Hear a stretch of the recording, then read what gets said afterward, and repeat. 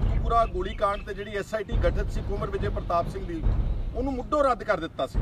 ਜੇ high court ਨੇ ਇਹ ਸਾਰੇ ਫੈਸਲੇ ਜਦੋਂ ਮੁੱਢੋਂ ਰੱਦ ਕੀਤਾ ਜਾਂ ਤਾਂ ਉਹ ਸਾਨੂੰ ਦੱਸ ਦਿੰਦੇ ਕਿ ਗੁਨਾਹਗਾਰ ਅਗਰ ਇਹ ਨਹੀਂ ਗਏ ਫਲਾਣੇ ਪੁਲਿਸ ਵਾਲੇ ਜਾਂ ਫਲਾਣੇ ਬਾਦਲ ਦਾ ਟੱਬਰ ਤੇ ਗੁਨਾਹਗਾਰ ਆ ਨੇ ਜਿਹੜੇ ਗੁਰੂ ਗ੍ਰੰਥ ਸਾਹਿਬ ਦੇ ਅਨੁਯਾਈ ਨੇ ਪੈਰੋਕਾਰ ਨੇ ਅੱਜ ਨਮੋਸ਼ੀ 'ਚ ਨੇ ਲਗਭਗ ਬਾਦਲ ਦਾ ਪਰਿਵਾਰ ਉਹਦੇ ਰਿਸ਼ਤੇਦਾਰ ਨੱਚਦੇ ਪਏ ਨੇ। 27 ਅਪ੍ਰੈਲ 11 ਵਜੇ ਅੰਬ ਸਾਹਿਬ ਗੁਰਦੁਆਰੇ ਜੋ ਵੀ ਅਸੀਂ ਐਕਸ਼ਨ ਕਰਨਾ ਉਹਦਾ ਐਲਾਨ ਕਰਾਂਗੇ। ਖਾਲਸਾ ਵਾਹਿਗੁਰੂ ਜੀ ਕੀ ਫਤਿਹ।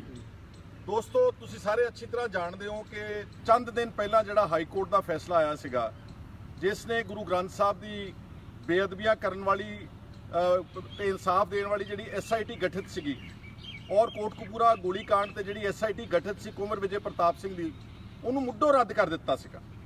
ਔਰ ਕੱਲ ਦੀਆਂ ਅਖਬਾਰਾਂ ਵਿੱਚ ਉਹ ਫੈਸਲਾ ਥੋੜਾ ਡਿਟੇਲਡ ਵਿੱਚ ਆਇਆ ਬਕਾਇਦਾ ਤੌਰ ਤੇ। ਸਾਨੂੰ ਬੜਾ ਦੁੱਖ ਹੋਇਆ, ਬਲਕਿ ਦੁਨੀਆ ਭਰ 'ਚ ਬੈਠੇ ਸਾਰੇ ਜਿਹੜੇ ਗੁਰੂ ਨਾਨਕ ਨਾਮ ਲੇਵਾ ਸੀਗਾ ਉਹਨਾਂ ਨੂੰ ਇਸ ਫੈਸਲੇ ਨਾਲ ਬਹੁਤ ਭਾਰੀ ਮਾਨਸਿਕ ਤਣਾਅ, ਮਾਨਸਿਕ ਠੇਸ ਪਹੁੰਚੀ ਆ ਕਿਉਂਕਿ 6 ਸਾਲ ਹੋ ਗਏ ਗੁਰੂ ਗ੍ਰੰਥ ਸਾਹਿਬ ਦੀ ਬੇਅਦਬੀ ਦੇ ਵਾਕਿਆਤ ਤੋਂ ਬਾਅਦ।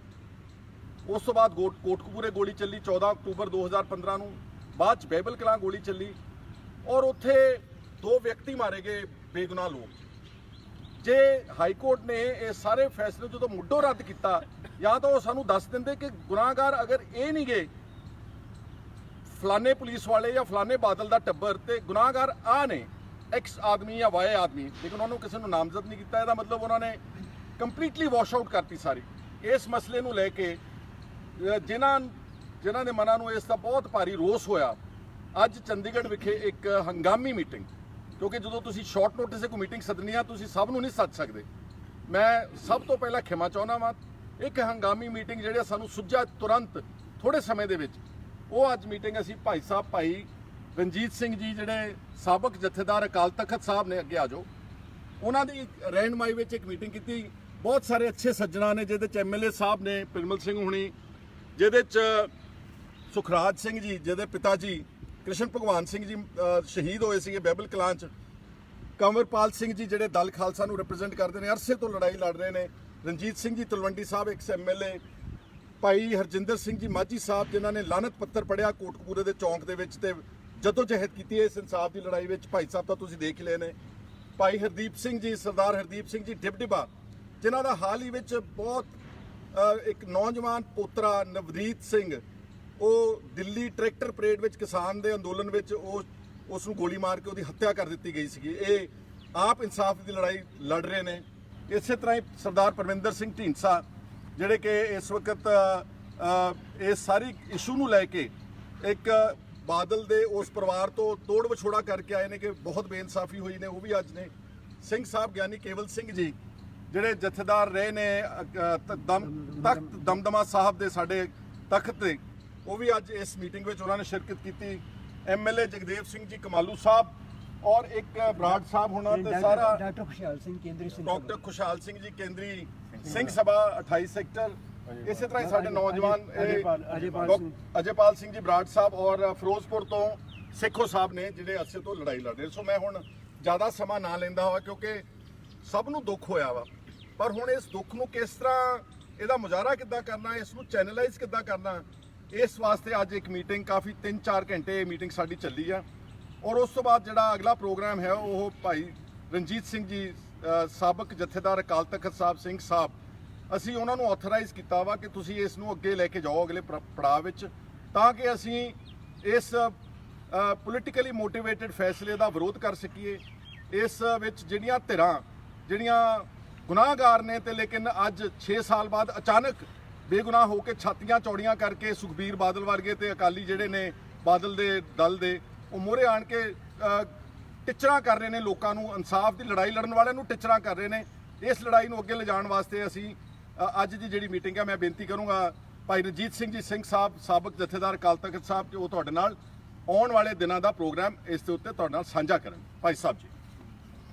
ਗੁਰੂ ਸਵਾਰੇ ਖਾਲਸਾ ਜੀ, ਵਾਹਿਗੁਰੂ ਜੀ ਕਾ ਖਾਲਸਾ ਵਾਹਿਗੁਰੂ ਜੀ ਕੀ ਫਤਿਹ। ਤਕਰੀਬਨ ਸਾਰਾ ਡਿਟੇਲ ਨਾਲ ਖਹਿਰਾ ਸਾਹਿਬ ਨੇ ਤੁਹਾਨੂੰ ਦੱਸ ਦਿੱਤਾ।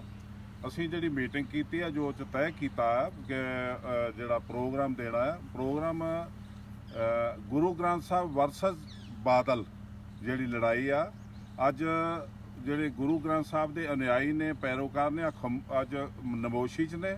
ਲਗਭਗ ਬਾਦਲ ਦਾ ਪਰਿਵਾਰ, ਉਹਦੇ ਰਿਸ਼ਤੇਦਾਰ ਨੱਚਦੇ ਪਏ ਨੇ, ਉਹ ਖੁਸ਼ੀਆਂ ਮਨਾਉਂਦੇ ਪਏ ਨੇ।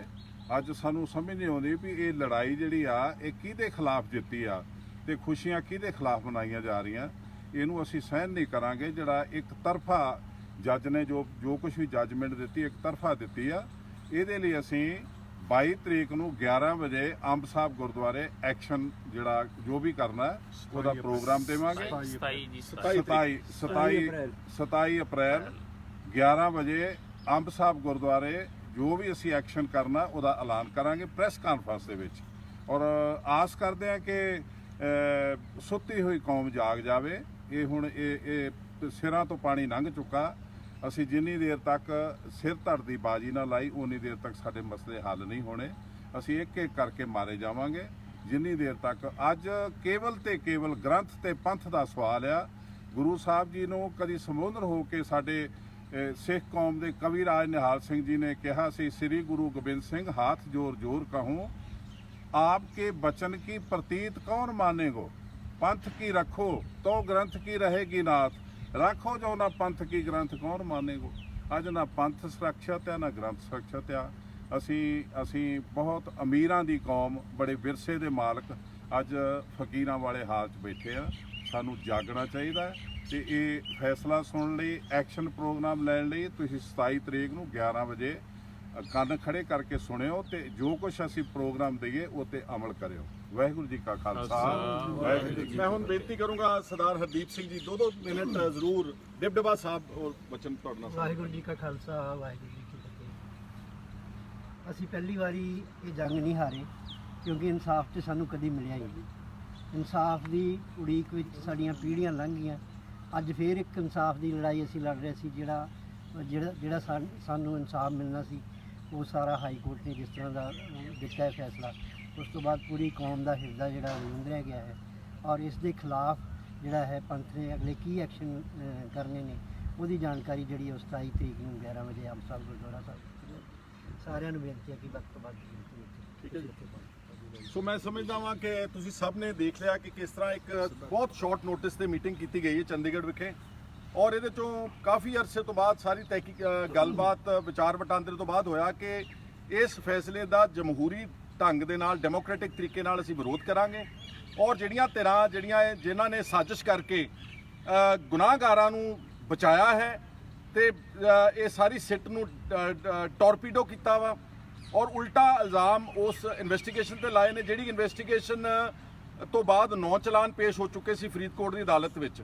ਅਗਰ ਟ੍ਰਾਇਲ ਕੋਰਟ ਸਾਰੀ ਫੈਕਟ ਫਾਈਂਡਿੰਗ ਕਰਕੇ ਕਿਸੇ ਨੂੰ ਬੇਗੁਨਾਹ ਸਾਬਤ ਕਰਦਾ ਤਾਂ ਉਹ ਸਾਡੀ ਸਮਝ 'ਚ ਆਉਂਦਾ ਸੀਗਾ। ਲੇਕਿਨ ਚੰਡੀਗੜ੍ਹ ਬੈਠੇ ਹੋਏ ਜਿਹੜੇ ਜੱਜ ਸਾਹਿਬ ਨੇ ਉਹਨਾਂ ਨੇ ਟ੍ਰਾਇਲ ਕੋਰਟ ਦਾ ਰੋਲ ਅਖਤਿਆਰ ਕਰਨ ਤੋਂ ਬਾਅਦ ਉਹ ਜਿਹੜੇ ਚਲਾਨਾਂ ਨੂੰ ਸਾਰਿਆਂ ਨੂੰ ਰੱਦ ਕੀਤਾ। ਇਹ ਬਹੁਤ ਅਫਸੋਸਨਾਕ, ਦੁਖਦਾਈ ਆ। ਉਮੀਦ ਇਹ ਕਰਦੇ ਆ ਕਿ ਪੰਜਾਬ ਸਰਕਾਰ ਵੀ ਠੋਸ ਤੇ ਕਰਾਰਾ ਨਿੱਘਰ ਫੈਸਲਾ ਲਵੇਗੀ ਇਸ ਦੇ ਉੱਤੇ।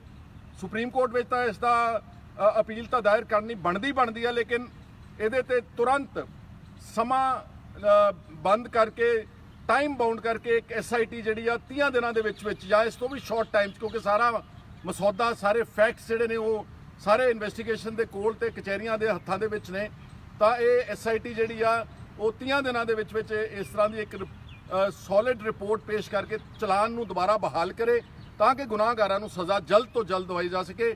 ਕਿਉਂਕਿ ਜੇ ਅਗਰ ਗੁਰੂ ਗ੍ਰੰਥ ਸਾਹਿਬ ਦੀਆਂ ਬੇਅਦਬੀਆਂ ਨੂੰ ਇਨਸਾਫ ਨਹੀਂ ਮਿਲੇਗਾ ਤਾਂ ਫਿਰ ਮੈਂ ਸਮਝਦਾ ਕਿ ਜਿਹੜਾ ਆਮ ਇਨਸਾਫ ਦੀ ਉਮੀਦ ਆਪਾਂ ਲੋਕ ਕਰਦੇ ਪਿੰਡਾਂ 'ਚ ਬੈਠੇ ਕਿ ਫਲਾਣੇ DC ਨੇ ਇਨਸਾਫ ਨਹੀਂ ਦਿੱਤਾ, ਫਲਾਣੇ SSP ਨੇ ਦਿੱਤਾ, ਫਲਾਣੀ ਅਦਾਲਤ, ਉਹ ਕਦੀ ਉਮੀਦ ਤੇ ਆਸ ਨਾ ਰੱਖਿਓ।